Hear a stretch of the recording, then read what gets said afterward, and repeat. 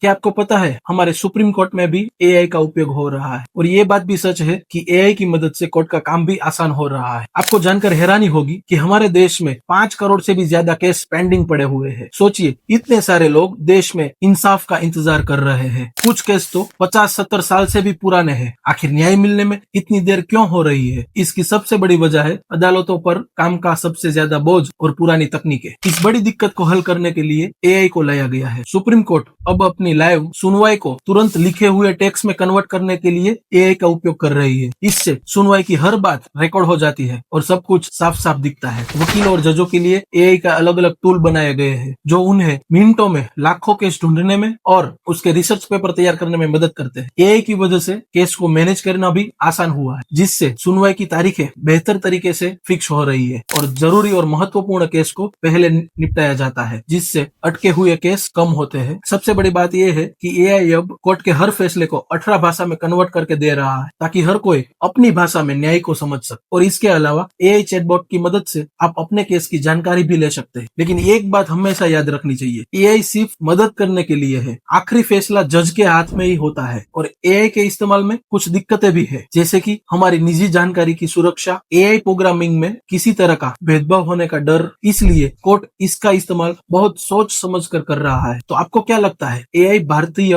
न्याय व्यवस्था का भविष्य है? अपनी राय कमेंट में जरूर बताएं। धन्यवाद।